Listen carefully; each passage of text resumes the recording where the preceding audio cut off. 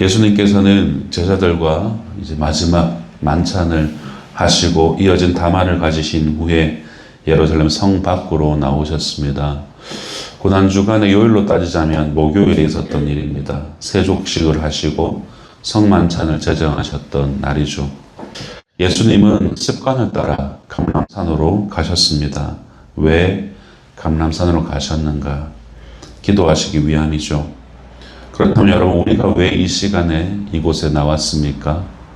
우리가 기도하기 위해서 이 자리에 나오지 않았습니까? 또는 왜 장로님께서 아침에 올리시는 그날의 설교를 왜 들으면서 하루를 시작을 할까요? 어떤 성도님들은 특별한 사정이 있어서 이 기도의 자리로 나오시는 분들도 있으시겠지만 대부분은 습관에 따라 참석하는 것 아니겠습니까?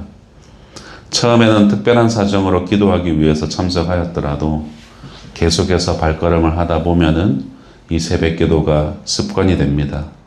이처럼 우리 신앙생활에는 좋은 습관들이 많이 필요합니다. 하나님의 말씀을 묵상하는 습관, 하나님과 독대하는 홀로의 시간을 갖는 습관, 이러한 좋은 습관들이 우리의 신앙을 건강하게 만들어 갑니다. 제자들은 주님을 따라 감람산에 갔습니다. 그때 주님이 제자들에게 이르시죠.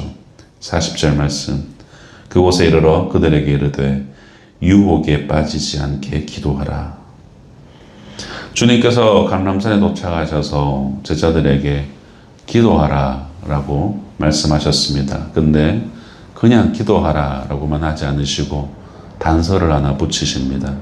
바로 유혹에 빠지지 않게 기도하라 라고 말씀하십니다. 우리가 왜 기도해야 하는지 그 이유를 말씀해 주십니다.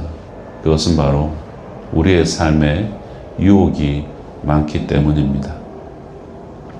여러분, 유혹이 없으면 참 좋겠지만 여러분, 이 세상에는 유무형의 유혹들이 너무나 많습니다. 눈에 보이지 않는 어둠의 세력이 다양한 형태와 방법으로 우리를 유혹하고 있습니다. 유혹에 빠져 살아가면서도 대부분의 사람들은 자신이 유혹에 빠져 있는지 모르는 사람들이 부지기수죠. 우리가 이 시간 여기 왜 기도하러 나왔는가?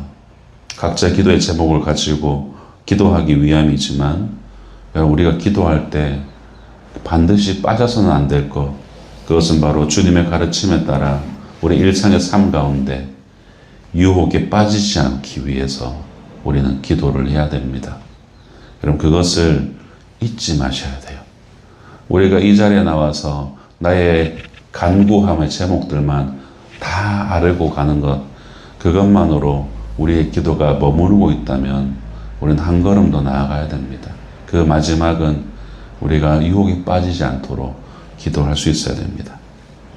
그렇게 주님은 기도하십니다. 42절 말씀. 이르시되 아버지여, 만일 아버지의 뜻이거든 이 잔을 내게서 옮기시옵소서. 그러나 내 원대로 마시옵고 아버지의 원대로 되기를 원하나이다. 예수님의 기도의 핵심은 하나님 아버지의 뜻대로 하는 기도입니다. 성도 여러분, 우리가 기도할 때 내 생각으로 기도할 수 있습니다. 자신이 생각이 옳다고 생각하면서 기도할 수 있지만, 여러분, 그 기도의 마지막은 주님께서 기도한 것처럼 내 원대로 마시옵고 아버지의 원대로 되기를 원하나이다 라고 기도해야 할 줄로 믿습니다. 왜냐하면 기도라는 것은 내 뜻을 이루는 것이 아니라 하나님의 뜻을 깨닫고 그 뜻을 이루기 위해서 내가 어떤 신앙의 행위를 결단하는 행위가 바로 기도이기 때문입니다. 성도 여러분, 하나님의 뜻에 합한 기도는 힘들 수밖에 없죠. 왜냐하면 희생이 더해지기 때문입니다. 예수님은 하나님의 뜻을 이루기 위해서 죄인들을 대신해서 희생제물이 되셔야만 하였습니다. 이처럼 하나님의 뜻을 이루기 위한 기도는 힘이 듭니다. 희생을 요구합니다. 하나님의 뜻과 자신의 뜻 사이에서 내적인 갈등이 일어날 때 여러분, 하나님의 뜻을 받아들이는 과정을 거쳐야 하기 때문에 힘들 수밖에 없죠. 그렇게 힘든 과정을 거치지만 오늘 보면 43절의 말씀처럼 힘이신 하나님께서 그 기도에 힘을 더하여 주십니다. 43절 말씀, 천사가 하늘로부터 예수께 나타나 힘을 더하더라. 마찬가지입니다. 여러분, 우리도 기도할 때 하나님의 기도하는 자에게 힘을 더해 주십니다.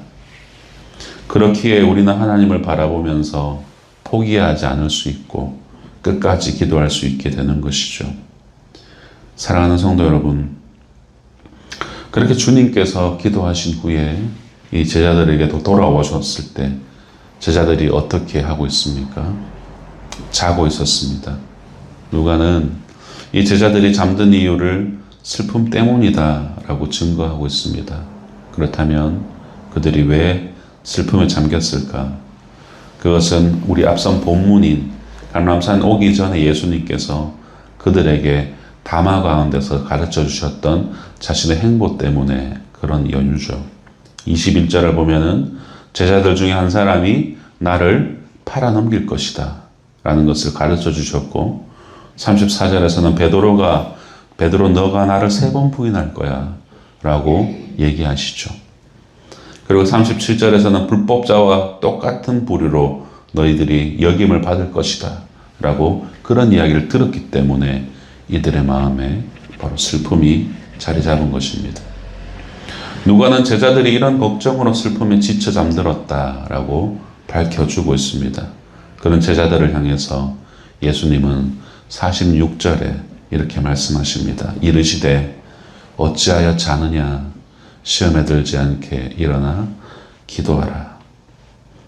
앞서 40절에서 말씀하신 이제 감람산에 처음 당도하셨을 때에 돌 던질 만큼 떨어져서 기도하시기 전에 제자들에게 너희가 유혹에 빠지지 않게 기도하라 라고 하셨을 때 이 유혹이라는 단어와 이 46절의 시험이라는 단어가 동일한 단어, 헬라어 베이스라몬이라는 단어를 사용합니다. 그렇게 한 번 더 강조하면서 그들의 기도의 태도를 예수님은 강화하십니다. 왜 그럴까? 그만큼 세상의 유혹이 만만하지 않기 때문입니다. 성도 여러분, 우리가 새벽에 일어나지 않고 좀 더 잘 수 있습니다. 그런데 왜 이 새벽에 잠을 설쳐가면서 기도의 시간을 갖는 그 이유가 여러분 무엇입니까? 그 어떤 이유보다도 주님의 가르침대로 시험에 들지 않도록 기도하기 위함이어야 됩니다. 그렇게 기도를 마치신 후에 한 무리가 예수님께 왔습니다. 예수님의 제자인 가룟 유다였죠.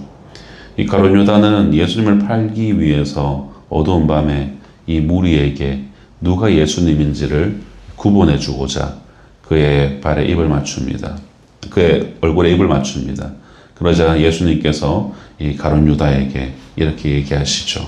유다야, 네가 입맞춤으로 인자를 파느냐? 예수님은 그를 측은히 여기셨습니다. 왜 거짓과 탐욕의 입맞춤을 너는 하느냐라며 안타까워하셨습니다. 예수님을 체포하러 온 무리를 본 제자들이 자기 방어를 하기 위해서 주님께 말을 합니다.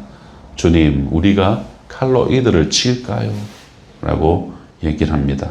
그러고는 바로 대제사장의 종, 평행본문인 요한복음 18장에 보면은 이 종의 이름이 말고라고 그렇게 기록됩니다. 그의 귀를 쳐서 떨어뜨리죠. 성도 여러분, 오늘 본문에서 언급된 이 제자 중에 한 사람은 바로 또한 요한복음 18장에 보면 베드로다라고 정확하게 지목합니다. 베드로의 행동은 주님의 뜻과 달랐습니다. 자신의 원대로 하지 않고 아버지의 뜻대로 기도하셨던 예수님과 너무나도 대조적인 모습으로 드러납니다. 그래서 예수님께 물었습니다. 주님, 제가 이 사람들을 칠까요? 그렇게 여쭙기는 하였지만 주님으로부터 대답을 듣기도 전에 자신의 판단으로 행동을 옮겨버렸습니다. 사랑하는 성도 여러분, 우리는 오늘 여기에 기도하러 왔습니다. 교회는 기도하는 곳이죠. 우리가 기도할 때 여쭈기만 하고 판단은 자신이 하고 있지는 않은지 우리는 돌이켜 봐야 됩니다. 하나님께 여쭈었다면 여러분 듣는 시간이 필요하지 않겠습니까? 여러분 기도한다는 것은 내 뜻을 말하는 것으로 그쳐서는 안 되는 것입니다. 우리가 요즘에 흔히 쓰는 신조어인데 답정너라고 아십니까? 저는 답정너가 뭐지? 뭐 답은 정해져 있어 라고 정도까지는 이해했는데 너의 의미를 잘 몰랐습니다. 이런 것이죠. 답은 정해져 있으니 너는 대답만 하면 돼. 이게 답정너더라고요. 정확한 이제 이 문장의 의미를 알았습니다. 혹시 이것이 우리의 기도의 태도가 아닌가? 하나님께 답을 듣는 시간이 여러분 필요합니다. 그 시간이 짧든 그 시간이 길든 우리는 말씀을 통해서 하나님의 뜻을 들어야 됩니다. 그렇게 하나님의 뜻을 헤아리고 답을 듣게 되면 자연스럽게 순종으로 이어져야 하는 것. 여러분 그것이 바로 우리가 해야 될 기도의 순기능입니다. 왕관의 보석 같은 우리 사랑하는 성도 여러분, 말씀을 맺겠습니다. 지금 예수님 앞에 서 있는 무리들은 주님이 어떤 분인지를 몰랐습니다. 그저 예수님을 선동꾼이나 그들의 기득권을 훔쳐가는 강도처럼 그들을 여겼습니다. 예수님은 그들을 향해서 53절에서 이렇게 말씀합니다. 이제는 너희 때요 어둠의 권세로다. 이 말은 사단의 권세가 잠시 허용된 때임을 알리신 것입니다. 어둠의 권세는 의인을 박해하고 방해합니다. 하지만 예수님은 그 박해와 방해를 값진 희생과 구원으로 치환하시는 분이시죠. 그러므로 그때는 궁극적으로는 하나님께서 죄인을 구원하시기 위한 때이기도 한 것이죠. 강도들이 그들의 시간이라고 생각하는 그 시간조차도 하나님께서 죄인들을 구원하시기 위한, 구원을 완성하시기 위한 때다라는 것입니다.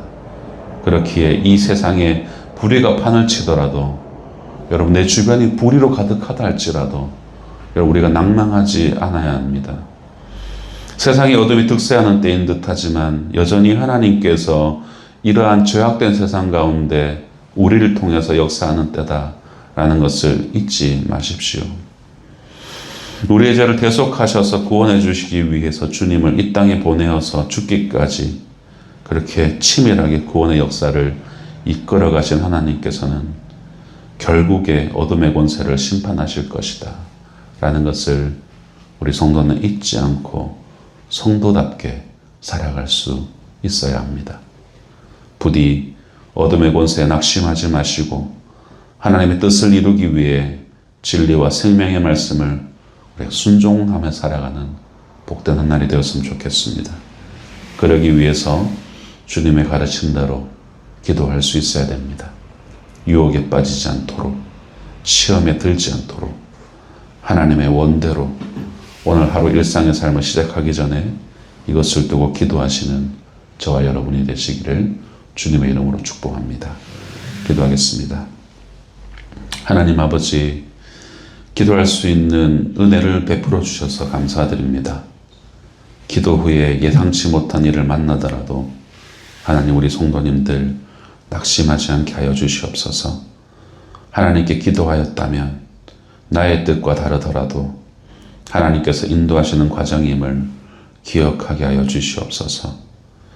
가룟 유다와 같은 사람을 만나 배신을 당하더라도 하나님의 뜻을 이루기 위해 그 상황을 받아들이며 그 사람을 불쌍히 여기는 마음을 갖게 하여 주시옵소서. 우리 예수님께서 성부 하나님의 때를 기다리며 순종하셨듯이 세상을 살아가면서 어둠의 때를 만나더라도 하나님의 때는 반드시 오고 어둠의 권세가 사라질 것임을 우리 안에 그 믿음을 주시옵소서. 어둠의 때에 되돌아보지 말아야 할 것을 되돌아보거나 포기해야 할 것을 포기하지 않는 일이 없도록 하시고 오직 하나님의 때를 기다리며 진리와 생명의 말씀에 순종하며 오늘 하루를 살아가게 하여 주시옵소서. 감사드립니다. 거룩하신 우리 구주 예수님 이름으로 기도드립니다. 아멘.